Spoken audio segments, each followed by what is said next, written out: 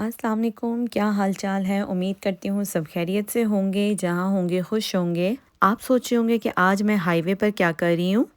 तो हुआ कुछ यूँ कि मेरे हस्बैंड को बर्मिंघम में कोई काम था, तो उन्होंने कहा कि मैं जहाँ जा रहा हूँ वहाँ करीब में ही आइकिया भी है, तो अगर वहाँ से कुछ लेने का इरादा है तो हम वहाँ जा सकते हैं, क्योंकि वहाँ से करीब ही पड़ेगा। तो इसलिए मैंने कहा कि अब नेकी और पूछ पूछ, चलो मैं चलती हूँ साथ।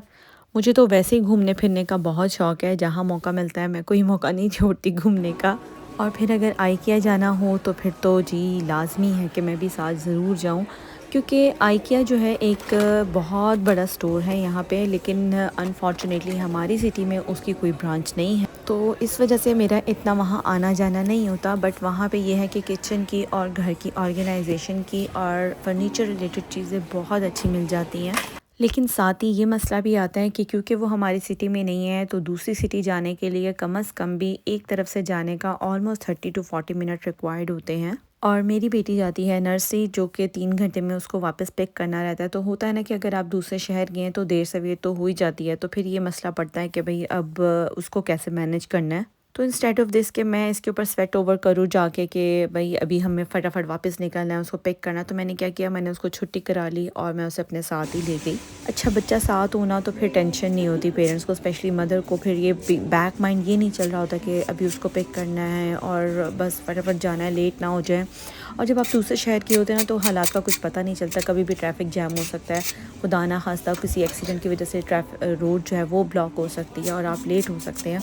तो यहाँ पे फिर ज़ाहिर बात है आपको टाइम से पिक करना होता है, आप तो उसको लेट भी नहीं कर सकते, ज़्यादा देर छोड़ नहीं सकते वहाँ पे। इसलिए अगर आप बच्चे को साथ ले जाएँ तो ये है कि आप स्ट्रेस फ्री रहते हैं। बस फिर मैंने अपनी बेटी को रेडी किया, उसको नाश्ता कराया, उसके कुछ स्नैक्स पास रखे और उसको साथ ले गई। अच्छा, जब भी कभी किसी छोटे बच्चे को अपने साथ शॉपिंग पे लेके जाना हो तो मेक श्योर करें कि आप घर से उसे खिला पिला के लेके जाएं और अपने पास कुछ स्नैक्स ज़रूर रखें उसके, क्योंकि बच्चों को जब भूख लगती है ना तो वो फिर सिर्फ रोला ही डालते हैं, उसके अलावा वो कुछ नहीं करते और आपका जो सारा वो प्लान होता है ना शॉपिंग का, वो सारा इधर से उधर हो जाता है।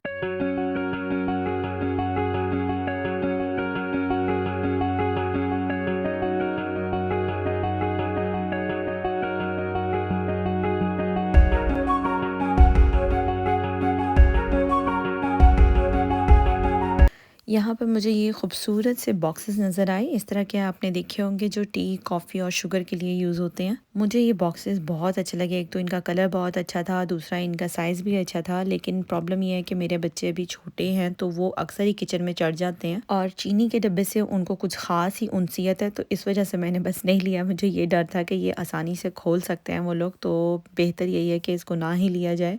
और ये है जी लेडीज़ का फेवरेट सेक्शन। हाँ जी, बर्तनों का सेक्शन हो और लेडीज़ यहाँ पे घूमे ना, यहाँ पे फिरे ना, आपको ना नज़र आए कोई औरत, तो ये हो नहीं सकता।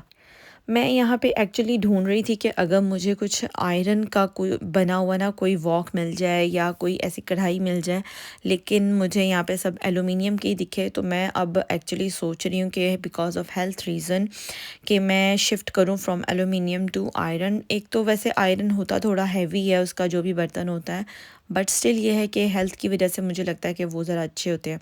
और यहाँ पे ये देखिए मुझे काफ़ी सारे स्पेयर लिड्स भी मिले डिफरेंट साइज़ेस के। अक्सर ऐसा होता है ना कि जो वॉक्स होते हैं वो विदाउट लिड आते हैं, या फिर समटाइम्स कभी ये जो ढक्कन होते हैं इनके नॉन स्टिक बर्तनों के, वो टूट जाते हैं।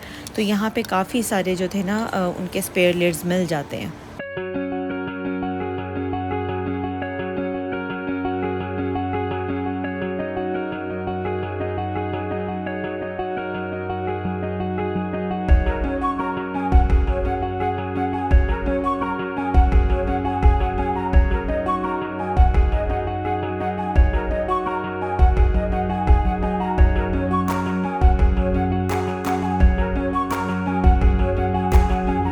What are you eating?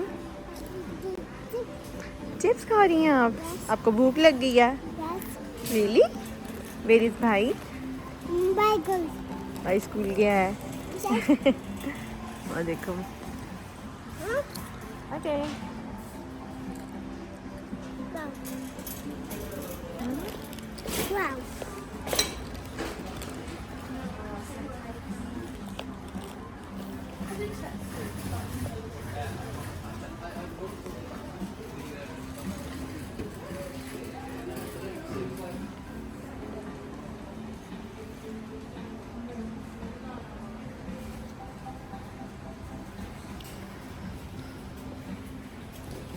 यहाँ की अच्छी बात यह है कि यहाँ पे सब कुछ आपको ना टॉप पर इन्होंने डिस्प्ले करके दिया होता है, like each and everything display होती है। तो आपको जो भी चाहिए आप पहले उस डिस्प्ले में से सिलेक्ट कर लें और उसके बाद उसको नीचे से आप पिक कर सकते हैं। बस ये लास्ट सेक्शन था, यहाँ तक मैं अपनी तमाम चीज़ें जो मुझे रिक्वायर्ड थी वो मैंने ले ली थी और इसके बाद हमने एग्ज़िट की तरफ जाना शुरू किया क्योंकि अब घर भी जाना था और जाके मुझे अपने बेटे को पिक करना था, वो स्कूल से आने वाला था। और ये देखें रास्ते में बस निकलते निकलते मुझे रोज़ेज़ नज़र आए। मैंने जाके फिर करीब से इसकी थोड़ी सी वीडियो बनाई, मुझे बड़ा अट्रैक्ट किया इन्होंने।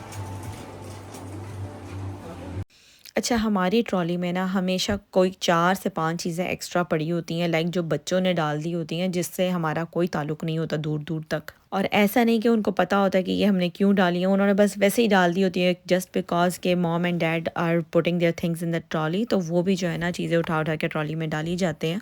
जो फिर हमें काउंटर पर जाकर जो है ना फिर देखना पड़ता है कि अच्छा हमारी चीज़ कौन-सी थी और बच्चों ने कौन-सी चीज़ डाली थी। फिर जो बच्चों ने ली होती है ना और वो हमें नहीं चाहिए होती, तो फिर हम वो फिर साइड पे कर देते हैं। बस फिर यहाँ से हम जो है ना अपनी ट्रॉली करवा के तो निकले हैं गाड़ी की तरफ। और यूके का मौसम बहुत ख़राब है भाई, बहुत ज़्यादा ख़राब हुआ हुआ है आजकल।